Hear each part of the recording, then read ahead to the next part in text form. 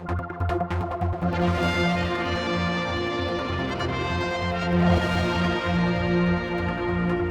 gives me no pleasure to be here yet again with a petition as far as the health service is concerned. This is my third time here on health-related matters, and my primary petition today is for the constitution of Manx Care.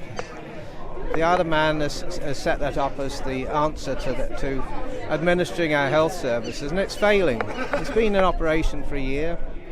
I've attended all of its meetings, and I've established basically that they admit themselves that the constitution isn't right. The mandate they've been given by government hasn't enabled them to make the changes necessary. They've been severely underfunded because the baseline calculation as to how much money should be spent was wrong at the outset. So what I'm asking the government to do today is to reconstitute Manx Care into a primary health care trust. But primarily, this island has always had a pride in how it's served its people. But our health service is currently being run by people sitting in desks in England. And that's got to change. When at the first meeting in Manx Care, most of them hadn't even seen the facilities on the island.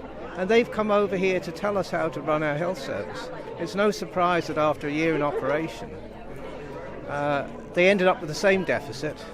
We've got longer waiting lists at Nobles. And the worst thing is that we've got 130 extra inpatient people on the waiting list. That's 130 people in pain and suffering on this island. Now, if they were animals, if you delayed the treatment for 130 animals, you'd be prosecuted.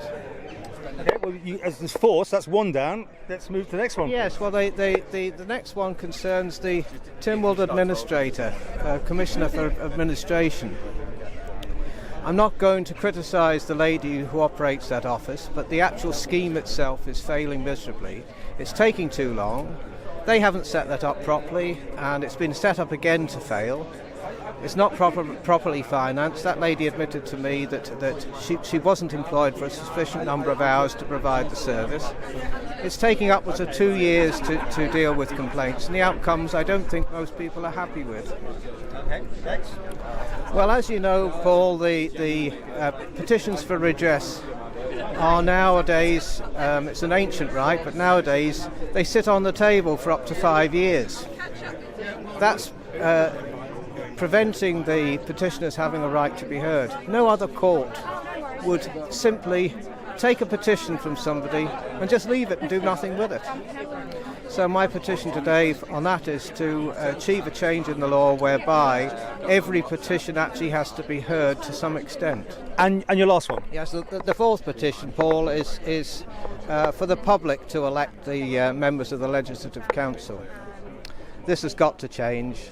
The reforms haven't been brought in soon enough, and as a result we've got an elected upper house. They've only got there because they've courted favour with MHKs. So I'm asking for a change in that. Are you hopeful on any of these? Well, if I look at the previous petitions, petitioners are now really turning out to be the unofficial opposition. But the government basically is ignoring most of them, and that has to change. And it has to change from today, particularly where it relates to Manx Care.